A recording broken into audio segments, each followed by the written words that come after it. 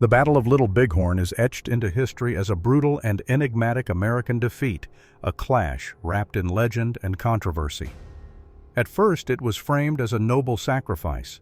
General George Custer and his brave troops cut down in a valiant struggle against overwhelming odds. But over time, the story warped. Custer transformed from a daring leader into a reckless glory seeker, accused of marching his men to slaughter in a misguided crusade. The reality, though, is far more tangled. What truly unfolded on that bloody day in 1876? Was Custer solely to blame? Did he really make a heroic last stand? And who bears the weight of this devastating loss? For over a century, these questions have fueled fierce debate, with myths obscuring the battle's true nature.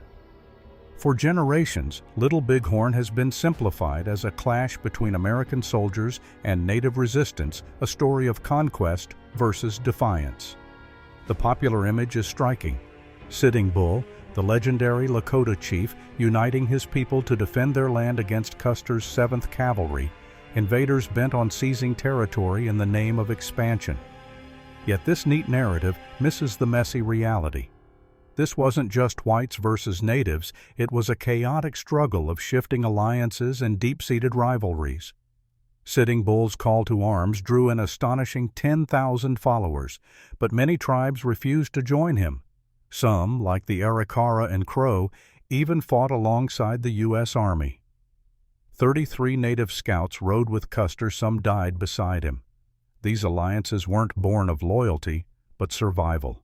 Sitting Bull's warriors had long clashed with rival tribes who sided with the Americans. Take Bloody Knife, an Arikara scout who despised Sitting Bull after a raid killed his family. Or the Crow, who saw the Lakota as invaders on their ancestral lands. This was no simple morality tale. It was a fractured fight where native fought native, sometimes alongside U.S. troops. Was Custer a fool who charged blindly to his doom?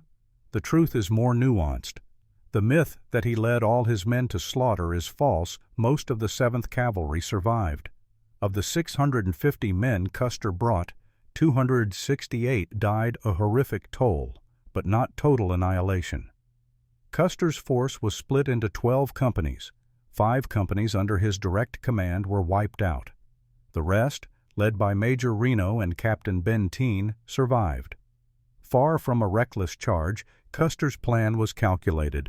Reno would attack from the south, Bentine would flank the west, and Custer would strike the north. But things unraveled. When Custer realized the enemy camp was larger than expected, he called for reinforcements, orders Bentine ignored. Was Custer reckless to attack without backup? Perhaps. But by the military doctrine of the time, his confidence wasn't baseless. Past battles had shown native warriors were only a threat when they vastly outnumbered U.S. forces. With 200 men and 450 more attacking elsewhere, Custer expected victory. Since no survivors lived to tell Custer's last moments, we rely on native accounts and archaeology. He tried crossing the Little Bighorn River but was repelled. Some warriors claimed an officer in buckskin, likely Custer, was shot early, causing panic. Yet Custer's body was found a mile away, with fatal wounds to the head and chest, suggesting he fought to the end. Retreating to higher ground, Custer and his dwindling men made their last stand on what's now called Last Stand Hill. But was Custer truly the last to fall? Accounts vary. Sitting Bull claimed his warriors saw Custer standing alone, like a sheath of corn. Others, like Cheyenne warrior Yellow Nose, said the last man was an officer who took his own life. The truth remains lost to history. If Custer wasn't solely at fault, what about his officers? Many blame Major Reno for retreating too soon, or being drunk. Witnesses recalled him slurring orders, and he was later court-martialed for drunken brawling. But Reno's men faced thousands of warriors. Retreat may have been the only option. Then there's Captain Bentine, accused of ignoring Custer's plea for aid. Yet Bentine's decision to regroup with Reno's survivors was strategic. Pressing forward might have meant more deaths. His men later hailed him as the savior of the 7th. A military inquiry cleared both officers. The harsh truth? Without their decisions, the death toll could have been worse. The biggest misconception is framing Little Bighorn as an American failure rather than a native triumph. The U.S. was stunned. How could savages defeat a modern army? But Sitting Bull's forces were skilled, armed, and fiercely motivated. Just days earlier, Crazy Horse had routed U.S. troops at Rosebud. These warriors weren't primitive foes. They were expert horsemen and marksmen fighting for their survival.